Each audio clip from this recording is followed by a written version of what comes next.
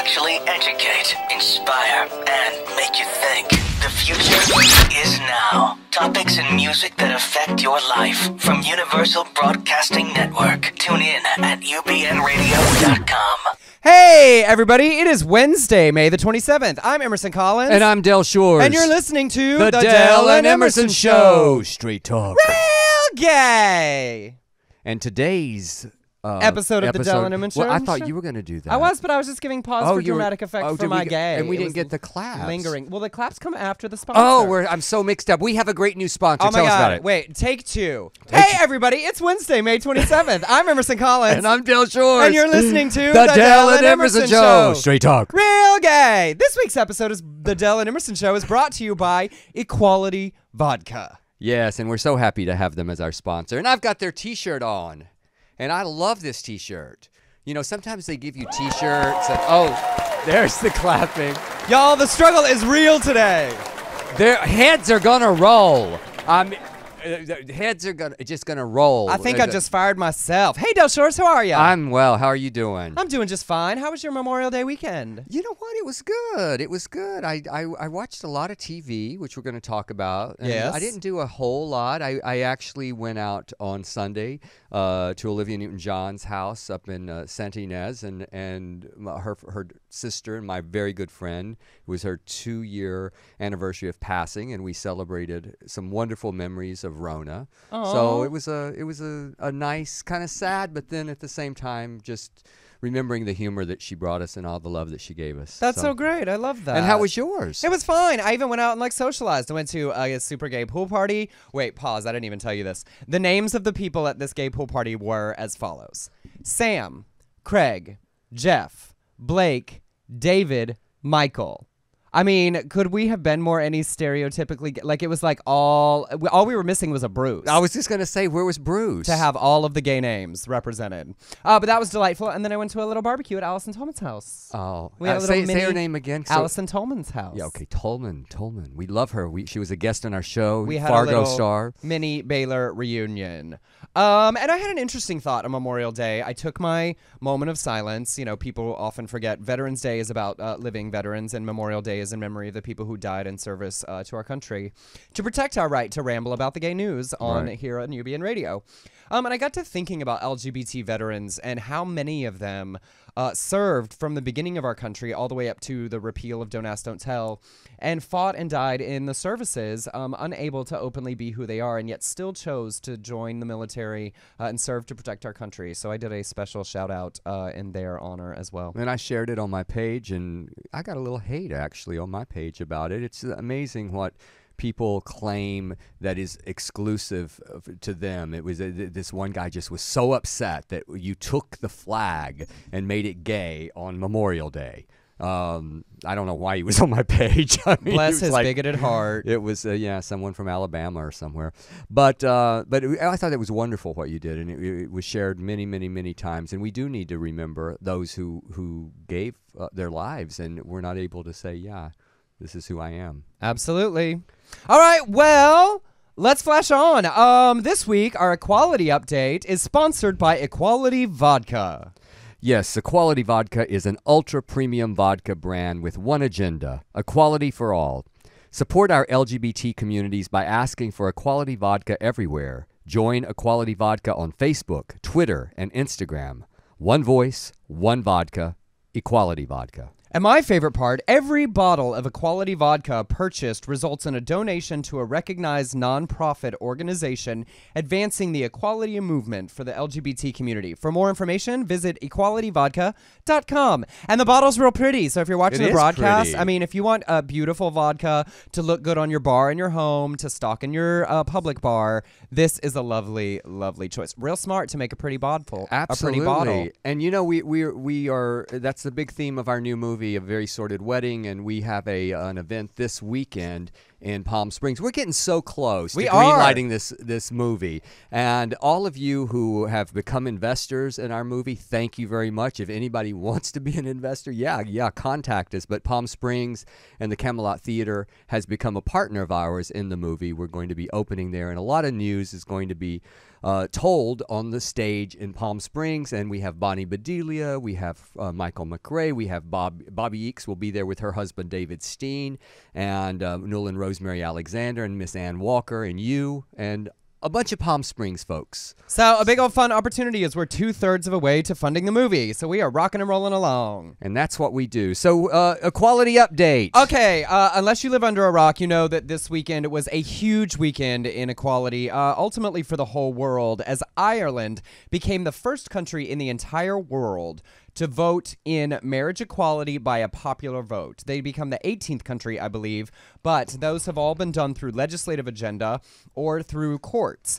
So this was the first time that an entire population, by majority, and a vast majority, 62% yes vote, and nearly 60% of the country turned out. It was a huge representation of the youth vote. Lots of young Irish people were flying home from all over the world wonderful. to be there on Friday to vote. And this is a Catholic country, too. That's what was so crazy about it. And there was sort of a snowball effect with other countries. There right? has been, yes. Well, and in Ireland, a woman proposed to her girlfriend right after the announcement. Oh. There was a photo that made its way around the internet of a 9-year-old boy named Kerry who put a letter in the box saying that he voted yes. It's John's going to put it in our room. It made me emotional seeing that. It was so sweet, and I love that the woman who pulled it out. It wasn't even like they knew it was in there. They found it's just it. part of counting the votes. So thank you, Carrie. I know you're listening. And Ireland's not even resting on their laurels. Their Minister of Estate for Equality says that legislation to prevent schools and hospitals from discriminating against current or future employees because of their sexuality will be in place by summer. Yay. So Ireland is just leading the charge, and it has led to some really interesting things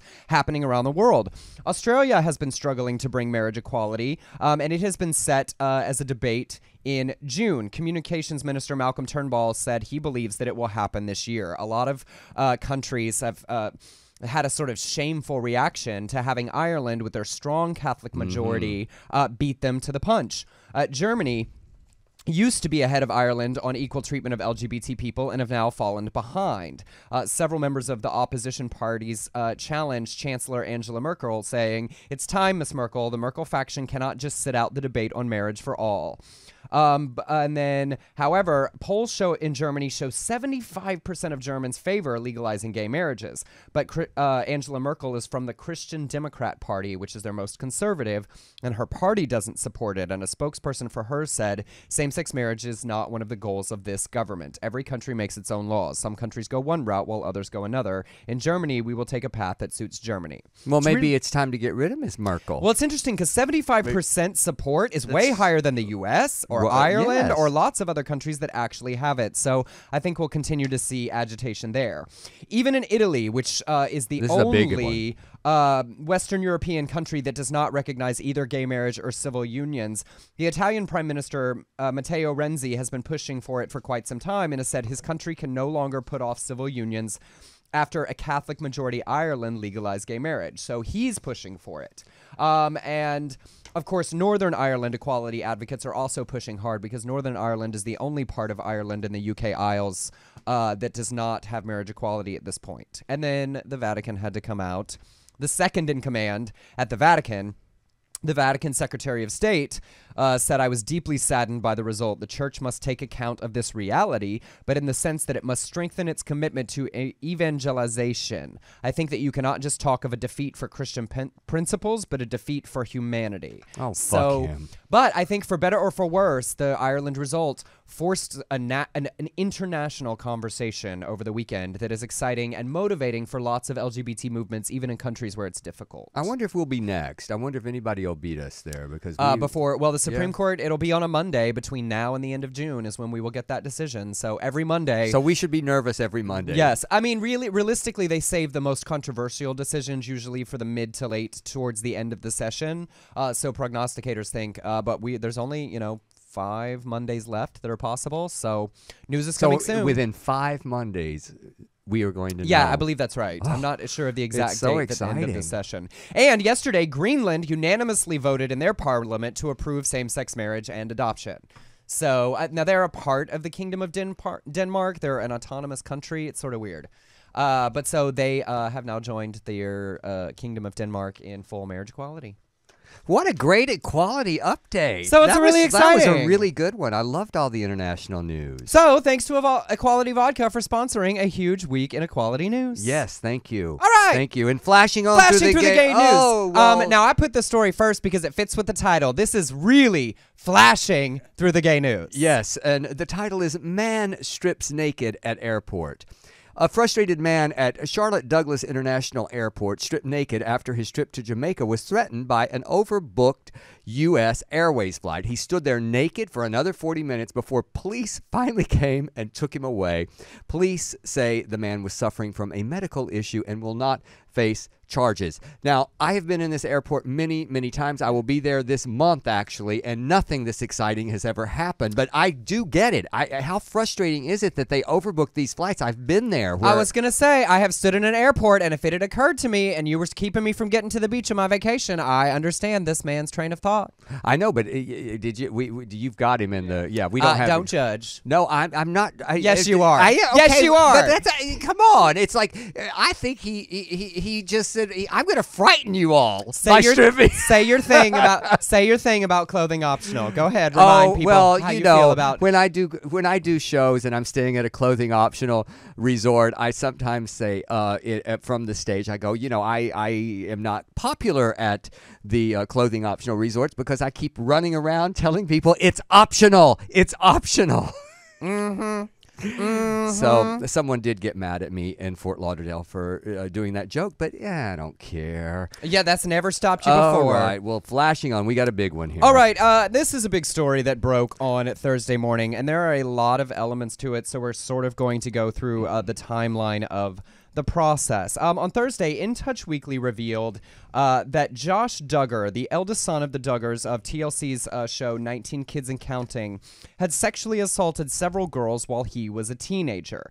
As the news broke, he resigned his position at the extremely anti-LGBT Family Research Council. Josh put out a statement apologizing and expressing his regret. His parents said each one of their family members grew closer to God through the experience. That was a part of their official statement.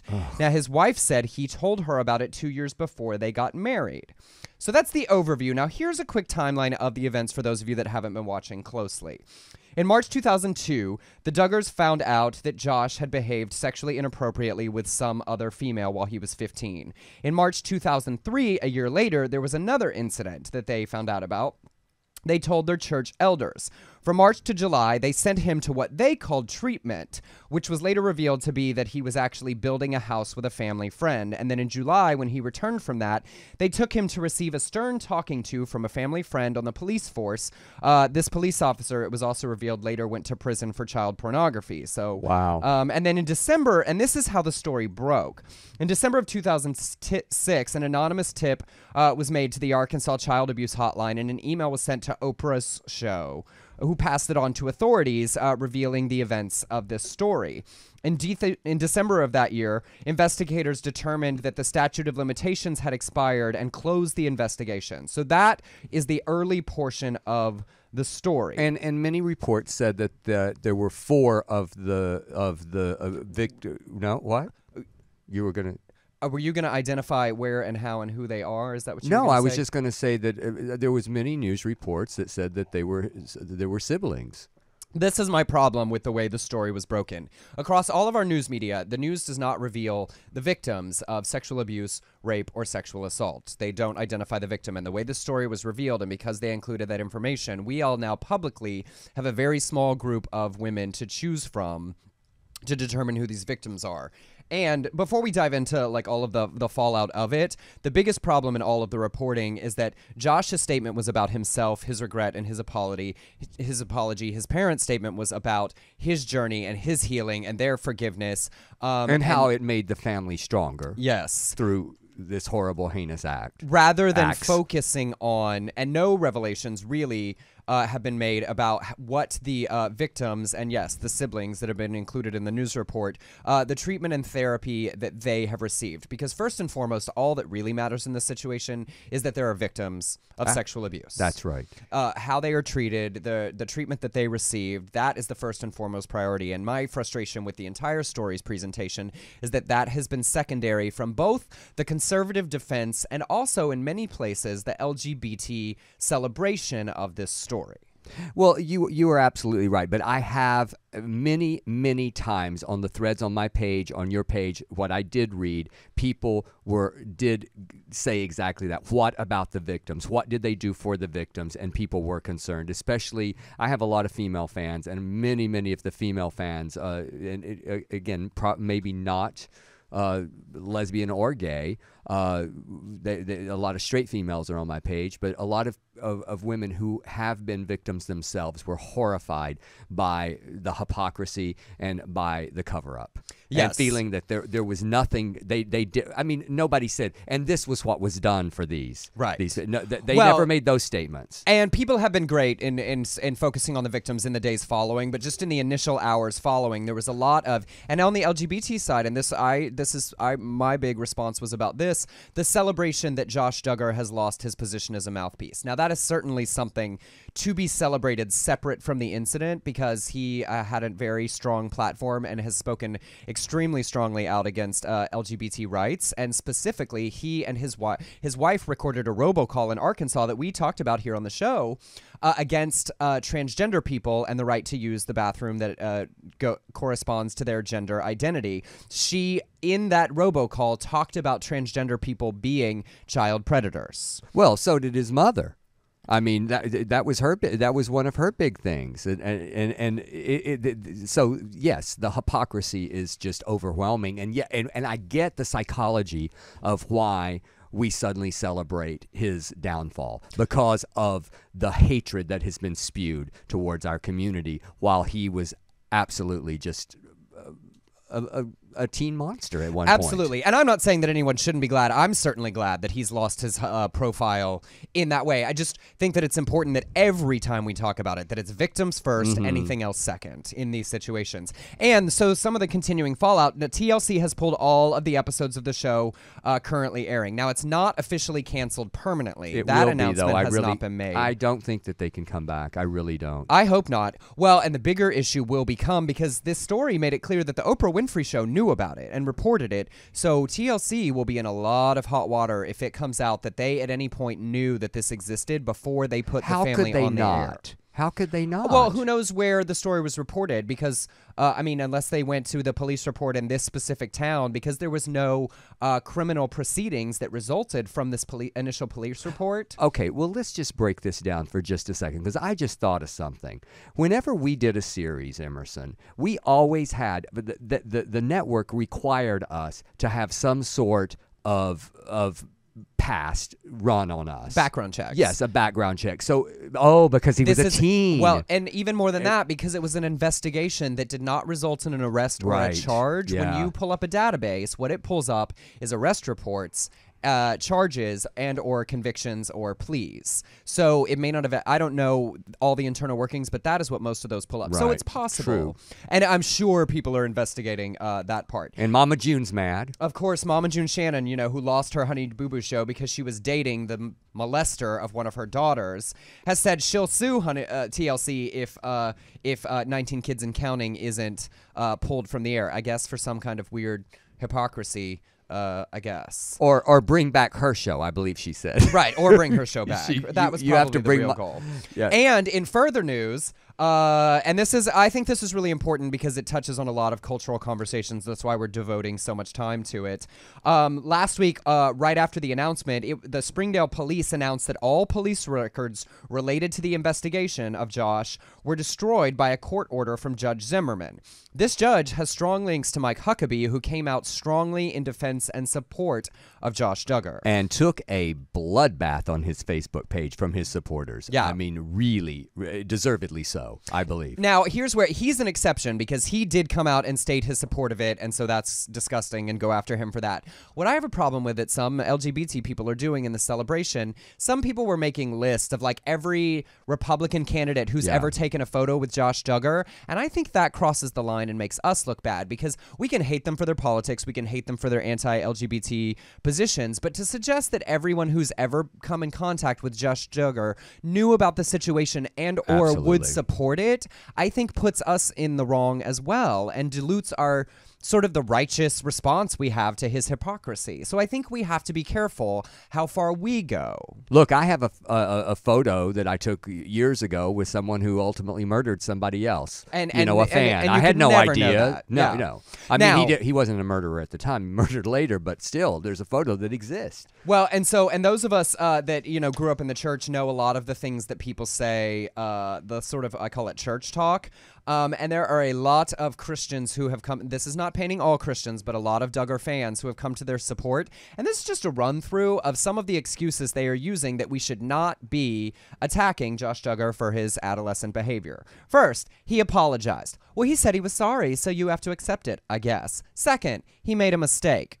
Fine. There are still proceedings and investigations that occur when you make these kind of mistakes. He was a teenager. Again, we try teenagers for murder, so that's just... He was 15? And is that right? Yes, 15? and not only that, the report is at least some of these girls were sleeping. So we're not talking about teenage experimentation gone awry. No. Or even that, they are such No, something's off here. Or that they're even... Now, there's a part of my brain, go with me for a second, because it's not a defense, but they're quirky cult-like organizations that they are members of, it is likely he was taught nothing about sexuality or healthy sexual development or what the changes that happen in your body. And this may have been a result of how much he was not taught about appropriate sexual behavior.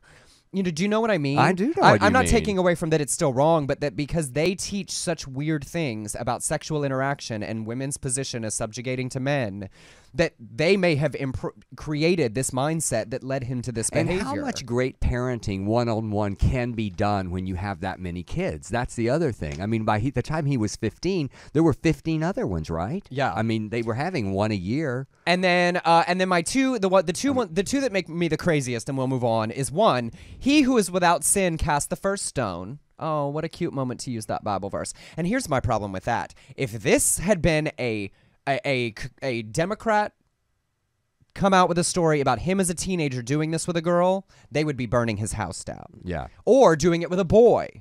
Yes, absolutely. And finally, God has forgiven him. Well, that's fine, but God doesn't get to testify in court. No, and you know what? Just because they say the Bible says forgive 7 times 70 or whatever that bullshit scripture is, we don't have to forgive right away. I mean, this is fresh, and this is a lot. It's a lot. So obviously the story will continue to unfold, but we want to reinforce that our sympathies are first and foremost with the victims. I feel like it's likely they're being used in this situation because I feel like it's likely one of the daughters was used to request that the police report be destroyed because victims can request that. So I think that we'll continue to see the story unfold, and it's a tragic situation all around. Yes, there was more to this that you were telling me, or you want to. Well, I feel like that's enough. Like we got other news, and we can keep talking about them. I mean, we ran over. Well, we'll keep up with it. I mean, it's a hot topic. It's not going away for a little bit. We'll see what happens. So we'll keep it. We've got some other stories. We're giving updates today. Next story: Tennessee pastor embezzled $60,000 for gay dating sites. Yeah, more of these past. Everybody's a lot. Not everybody, but there are so many of these people of the cloth who have been so horribly anti-gay, and now they're being defeated by their own actions. Okay, so this is the Victory Apostolic Church. Pastor Boyd Holder was indicted for stealing more than $60,000 from his church. The investigation was prompted by a December police report which alleged the pastor was having sex in the church van on private property. I love his quote. Yes, that's my favorite part. Yes. I simply took the van out. A young man requested that I would like to. Oh, hang on a second. Well, okay, take two. I simply took the van out. A young man requested that I would meet him, which I did to talk about his faith. Y'all, in the van. Didn't he have an office? Just as soon as we had parked this, police officer came up behind us and acted like all this was going on. Really? Like all this was going on? Did you have a Bible in your hand, or were you saying that this young man or you on your knees, you were praying? Not this time. So thank you, John, for laughing. You can laugh louder. Before we go on to where he spent the money, I have a story that I didn't tell you that goes directly with this, which is why I relate to this particular excuse that he used. You had sex in a church van. No. Okay. Why you let me tell the story? I want to guess. When at Baylor, in my senior year, when I was first starting to finally like really explore, I met another Baylor student online at gay.com. And I was driving a rental car because my car had been hit by somebody and it was a giant spaceship like minivan, and we were not having sex, but we were hooking up in the van parked behind the loading dock of the Baylor Theater, and a campus policeman pulled up behind us and shined his light at the car, and we definitely sat there, and I said, "Oh no, I'm just a member of the theater, and we're often here late at night, and we just came over here to talk about the Bible verses." Okay. As he like pulled up to our like I literally basically said the same thing. No, we just were having a meeting in the van. Oh my goodness. Well, in this back to the Tennessee pastor, they then found out that he had embezzled $60,000 from the church, and he has been convicted of this now. And on these dating sites, these gay dating sites.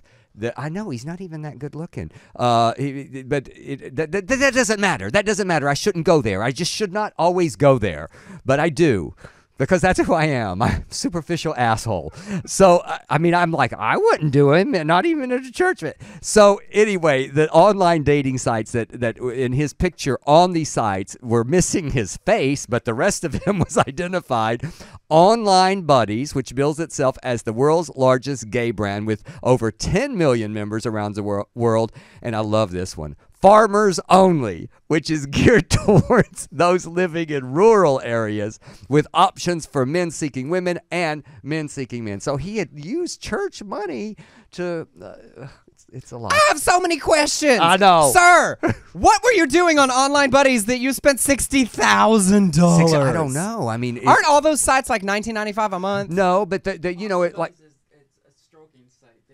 Oh, Don knows everything. Our engineer knows everything about it. He's going on. You know that our listeners are online. Y'all don't go there yet. Listen to the rest of our show. Wouldn't you have to be on that site 24 hours a day for like 10 years to get yourself a $60,000 tab? Sir, go to a bar. I think it could run up with those one-on-one chats and stuff. If like if you go to say randyblue.com, there are these guys in rooms and you have to spend money to talk to them. So possibly that's what he was doing. And then he said, "Oh, this is a lot. I should just do the church van." Dear Pastor Boyd, Grindr is free. Right. You don't need, that's what he probably... For the extra, isn't it like $10 a month? Okay, Pastor Boyd, if you Boyd Holder didn't even catch that name, Holder. He's home known. If you're listening, please email us because we have a lot of questions. Okay, moving on, Emerson. Let's save this next one again. Let's get to some of the other stories. This one's too heavy. All right, we have some follow-up check-in stories.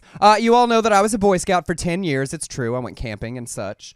There was a big continued Boy Scout news this week. Robert Gates is the president of Boy Scouts, the former defense secretary, and he gave a speech talking about how the blanket ban on gay Boy Scout leaders cannot be sustained and called on the group to revise the rules sooner rather than later. He said he's not currently asking the National Board for any specific action or to change current policy at this time, but we must deal with the world as it is, not as we might wish it to be. The status quo in our movement's membership standards cannot be sustained. He urged the organization not to end the ban altogether, but to instead to allow charter partners, the organizations that sponsor each troop, to determine the standards for their scout leaders. And that would allow all churches, which sponsor some 70% of scout units, to continue to establish their own leadership standards consistent with their faith. Now, it's not like state by state. It is, which is a sort of stepping stone. It's a start. When I posted on my Facebook page, I had several people irritated by his statement not the world as it is, not as we wish it to be. But to me, that sounded like somebody who's in politics, who knows that if I say we're in this together, you're more likely to go along with me.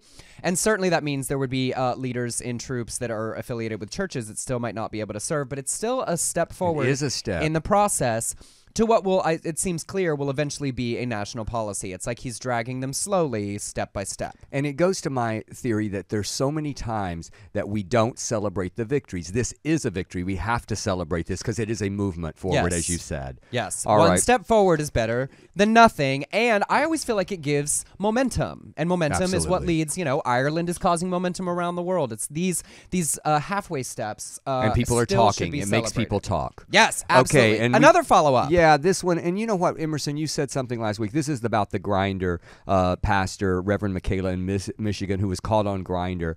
And we said, are we being too harsh on him? And you said, you know what, we're not being too harsh because I'm doing it for the kids that he damaged. And in that, this week, a mother came forward, and she, Jennifer Kish and her son Tyler have come forward to say that Tyler considered suicide as a result of this asshole's counseling.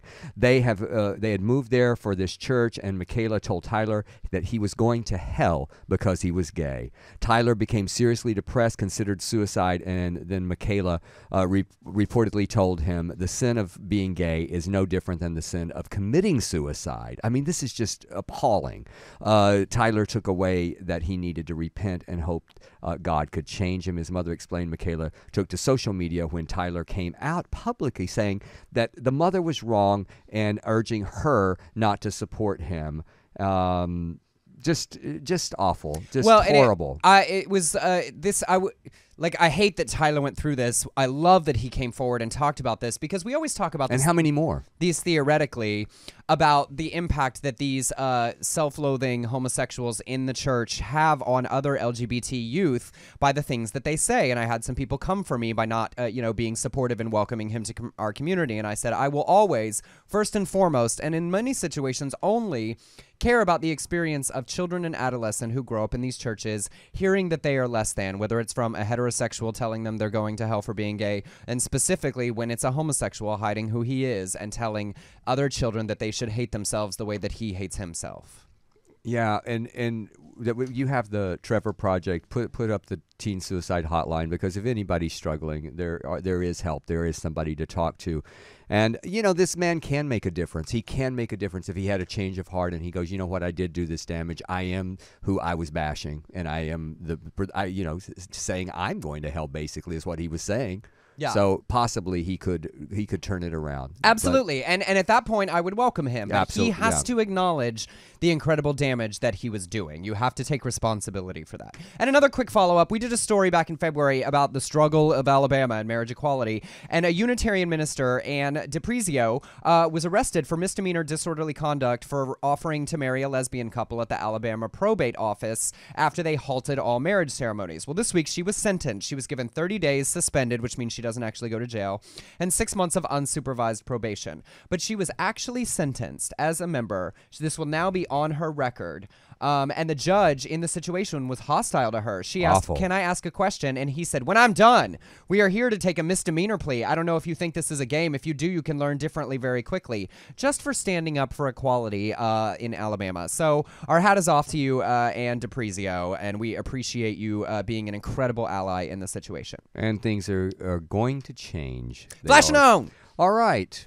We going to go? We're going to talk about Grace and Frankie. We both watched all 13. Was it 13 or 12 episodes? 13 episodes. And I started. Everybody was raving about it, and we're all so excited to see Jane Fonda and this amazing, the amazing Lily Tomlin. She's not plural, but also Sam Waterston and Martin Sheen. Two amazing performances by both of them. I ultimately loved the show. What's the series about? You tell us what the series is about, since you want to, chastise me on the air. It's this thing that happens where he starts in the middle of a story, and not everybody's watched Grace and Frankie or may not know what it is. I realize that. Just be polite. That was as polite as I could get. This is when Dell gets comments on his Facebook page about how Emerson's being mean to him. The struggle is so real. And there, y'all, please don't worry about us. This is our lives. His self-esteem is fine. I promise. Someone wrote me and said, "Oh, are y'all okay? I was so worried y'all had a little fight on here." And I go, "What are you talking about? This is the way we act." But for those of you who don't know, Grace and Frankie is a brand new Netflix series. Lily Tomlin and Jane Fonda play two women whose husbands left them after 40 years of marriage to be gay married together. Having an affair for the last 20. Yes. Yeah. And they move into the beach house that they own together, and they're two incredibly different women, and it's very sort of the odd couple, but of the two like now ex-wives. And it's exquisite. But also in the storytelling, they really explored the gay couple, the men, and their storyline was very, very strong. And they also explored the repercussion of what happens to grown children. Yes. When when this, because you want to be supportive. It's sort of like we've witnessed the Kardashians with Bruce Jenner. There's a support system there, but I thought that part of the storytelling was wonderful. And I really appreciate it. I had issues at the beginning of I thought, it feels a little too sitcom-y for me for the format that it's in, and then it settled, and I really, really enjoyed it. I fell in love with them. I was seduced by the characters. Lily Tomlin broke my heart at times, and so did the couple. Well, and the uniqueness of that their two previous marriages were very different kind of marriages, and how they've really delved into the complicated relationships of what do you do when these things happen with people that you do still care for. You know, it's not screaming, it's not hate-filled, it's we're mourning the loss of these relationships, but we still care for each other, and how do we negotiate these new things together, and how do we each mourn it differently, and what do we want from new friendships and from our new, and Sam Waterston has to be my favorite portrayal of a homosexual of a certain age in the history of television. Martin Sheen does a great job too, but Sam, there's the vulnerability and his struggle with wanting to take care of his now, gonna be ex-wife, and it's just beautifully and wonderfully complicated. Well, I think what we saw was, without the sexual attraction that you have that's organic to you, we saw the attraction that he had towards the character of Lily Tomlin, because they were just two peas in a pod. Yeah, I mean, they were just old hippies, basically pot smoking old hippies, and it was the friendship was so threatened, and it looks like the friendship is going to survive. So and they did, by the way, I don't know if you read, but yesterday they got picked up for a second season. So I thought it had happened a good bit before that. I just read it yesterday. Maybe I'm behind on a lot of things. I heard there was a flood in Texas. Good for you. Yes. All right. Well, so if you haven't seen it, check it out. Flashing on. Just a quick note, just for all of you coffee drinkers out there, according to a new research from the University of Texas Health Science Center at Houston, men who drink the caffeine equivalent of 2 to 3 cups of coffee per day are less likely to have erectile dysfunction. So drink your coffee, I drink keep your boner. so much, and I have to say this is true. Wonderful. So you're welcome. Drink your coffee. Starbucks should do a new ad campaign. Oh my gosh. I mean, it's not like they need more customers, but like get your morning boner for coffee. And get for the older demographic. Hey, you don't have to take Viagra. Come on in and have some coffee. Today's coffee has notes of wood. All right, flashing on. June is Pride Month. We're getting ready to launch in, and we'll have fun stories about that. But I like to celebrate this. Levi's in 1982 became the first company to offer benefits to same-sex couples. Yay, and it was Levi's. the only California business to file in support of the Supreme Court in same-sex marriage in 2007. They've introduced a new 4-piece Pride collection, and I just love that because 1982 tells you that it's long before it was popular. It's long before it looked good for your image to court to LGBT customers. I mean, that's like early in the AIDS crisis that they stood up and for and with LGBT couples. So I just wanted to shout that out. There's a denim jacket with patches, a trucker hat with a rainbow logo. I like that. John has them in I like the hat. A super gay tank top required, of course, and little jean shorts with a rainbow on the back. So they're all available at Levi.com. Check it out and wear it to your local Pride parade. Yes, and then we some disturbing news. Another suicide, a trans suicide in San Diego, and this is the third one this year. Kyler Prescott, accomplished pianist and activist for marriage equality and animal rights, died by suicide last week. He was only 14 years old, the third in the San Diego area since March, and the 11th trans 13 nationally this year. He had supportive parents, and it seemed like everything was going well for him. And yet, you don't know what that internal struggle or what kind of depression is there. But it's very sad. And we want to put in the chat rooms, if you're having any issues at all, Trans Lifeline can be reached at 877-565-8860. LGBT youth can also reach the Trevor Project Lifeline. I've worked with them for many, many years and love that organization. And they're waiting for your call if you're struggling at all and you need somebody to talk to. Just make the call instead of doing anything drastic. And that's 1-866-488-7386. And know that you are perfect as you are and you are loved. There are people out there. If your family's not accepting you, there's another family there. We're here for you. And it's really important, you know, we talk of the profile-raising nature of trans issues in our culture right now and how important it is for us to continue that conversation, because when you look at the support that Kyler had, you know, there's still a lot of lack of understanding and certainly opposition of trans issues in our culture, that we've focused culturally on the LG side of it and less or so on the B and even less so on the T, that we continue to have these conversations to create awareness and support so that our societal understanding of the trans experience and the issues that trans people face continues to grow more and more positive, so that the environment that teens like Kyler are growing up in is more healthy and more positive generally beyond their family and specific groups. So that's why we feature that here on our stories, and that's why we celebrate things like the stories that Bruce Jenner is telling, because we have a long way to go in supporting the trans community. Absolutely. Honestly. All right, well, flashing back to a much more positive note / amusing story. Share with us what happened in Korea. There was a comedian in South Korean comedian who molested a sleeping man in a sauna, and this is what happened. The comedian turned director confessed to molesting this poor sleeping man in a sauna, but denies that he is gay. He says, "I was intoxicated." Baek Jae-hyun performed oral sex on the man in the sleeping room of a 24-hour sauna in Seoul, reported to be a popular gay hangout. Apparently, he said that he is not gay. His only mistake was he was intoxicated. The suspect molested the victim by touching and sucking his genitals multiple times, and also touching and licking the victim's chest, making him feel sexually humiliated against his will. But why didn't he just walk away? I mean, why didn't he? And he's in a gay bathhouse, it sounds like to me, and he's complaining. It sounds like to me that it's about the comedian being outed. It really does, because, I mean, you don't just suck on someone's genitals multiple times, lick their chest, and they're feeling humiliated. I know. Like, did he feel like bad? Like, oh, I don't want to tell him to stop because that's rude? I mean, I don't understand. I mean, you don't have to be that polite. If you don't like it, leave. There are other places to be. Like, there's some holes in this story. Well, I'm going to leave that one out there for all of you at home to fill in that particular blank. All right. Moving on. Flashing on. You know, we talk a lot about the conflict between religion and sexuality here on our show. And I also find that one of the most important things that can often happen is people within a group challenging the beliefs of other people. You know, that there are many Christians across the country that support LGBT equality and believe that as a part of their faith to do. And I think it's important that they stand up and speak out against other people associated with their faith who make them look bad, essentially. This is a letter that a woman named Sarah Herndon wrote.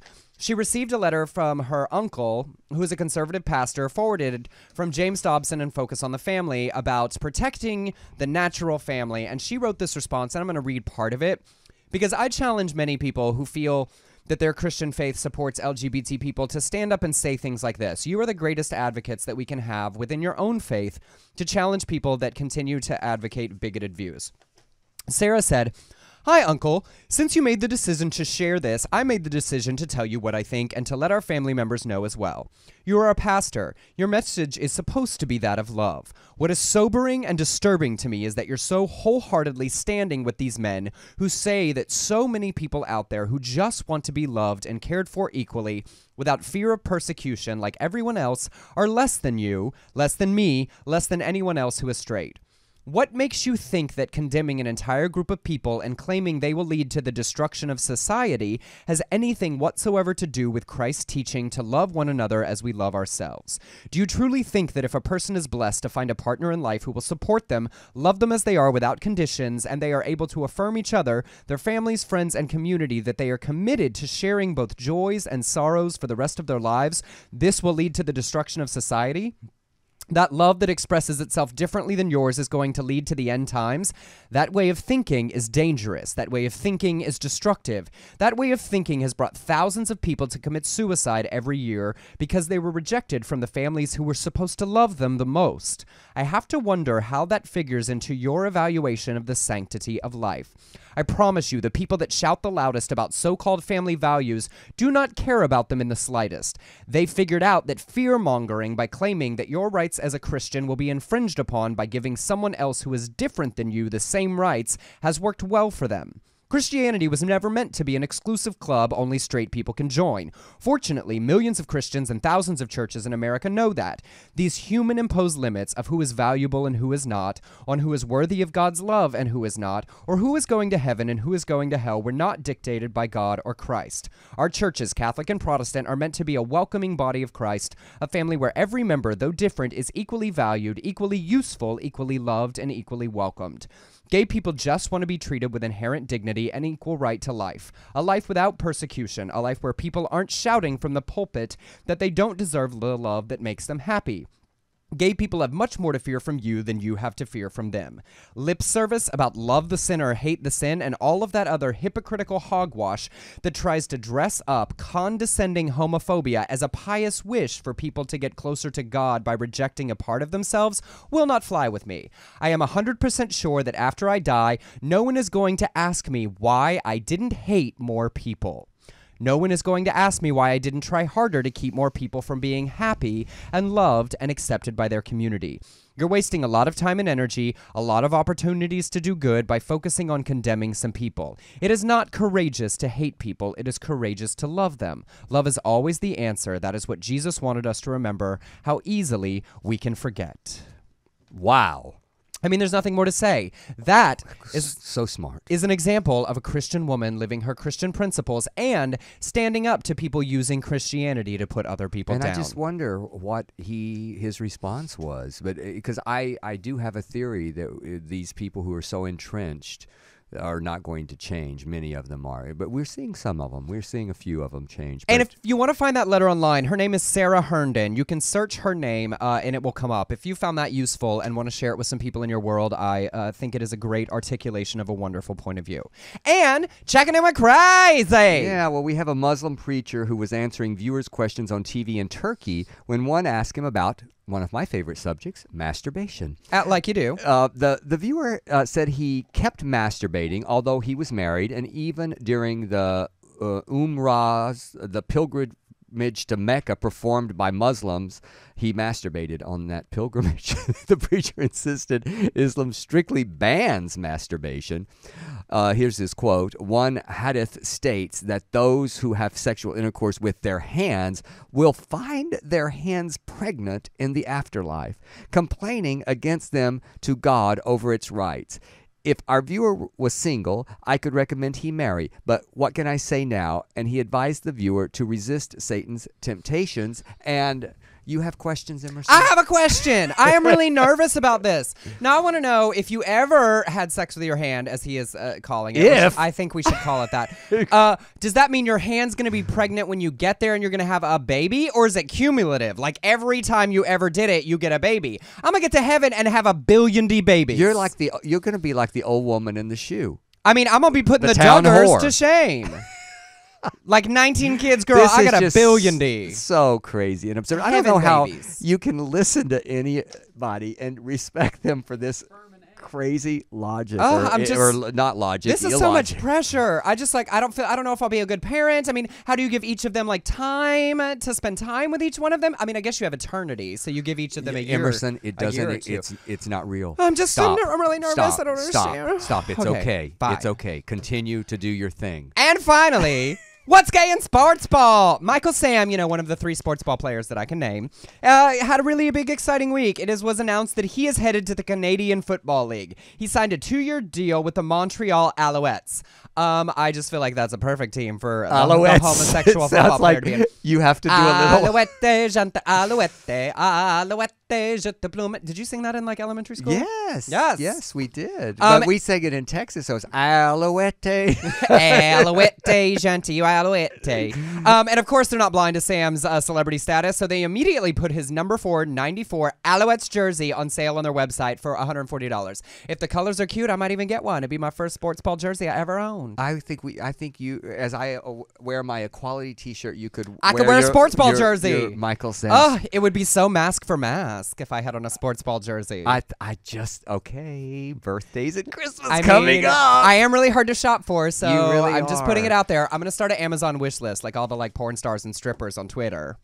Well, that's kind of our show, isn't it? I know, we did good. We are so grateful to have Equality Vodka as our sponsor. We can have more than one sponsor in our show, though. We can. If you want to sponsor our show, and look how much fun we have. We do. It is never a dull moment. And now you have other news. Where you're going to be performing again soon. I'll be in Denver on June 6th and 7th at Lanny's. I'm so excited. I have not been to Denver in a very long time, it's my first time to ever perform stand-up there. So I just nice. Thank Lanny's for bringing me in, or Lanny, and thank you so much for coming to my show. So if you want information on that, go to my Facebook page. Just find Del Shores, and you will always find my events there. I've got a lot of things coming up, and we will be in Palm Springs on Saturday. Hope to see many of you there with a lot of the Sorted Lives cast. We will be back here on Wednesday of next week.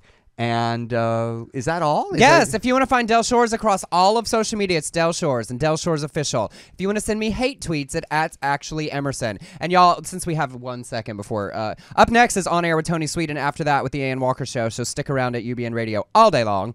I'm obsessed with this new app, Periscope. It's live streaming. I'm live streaming the show right now. If you guys haven't checked it out, they just released it for Android yesterday, so now it's available for iPhone and Android. You're becoming like a star on Periscope. I'm a huge fan of the Paracults, and I'm making everyone that I meet join Periscope. It's really cool because you can live stream and it's a real conversation. So unlike Twitter, where it's 140 characters, or even Facebook where it's a post, they can interact and they can hear my tone of voice, my snarky nonsense. So if you haven't tried it, download Periscope and check it out. You can find Del. I've got it. Yeah, I've got it. I've only done it twice. And you can find me at Actually Emerson. I've made it really fun for me. Every night I kind of do a mini version of our radio show. We talk the hot topics of the day and what's on people's minds, and they share with me their thoughts about what's to talk back to them, which is I just consider myself the hostess of the discussion group. I'm cooking dinner for my friend McGee and Jameson tonight. I think I'll just share recipes on Periscope. Yes, you should Periscope while you're cooking. Let people watch your process. It's super fun.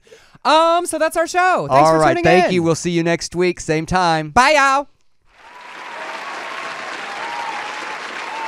In the future, talk radio will actually educate, inspire, and make you think. The future is now. Topics and music that affect your life from Universal Broadcasting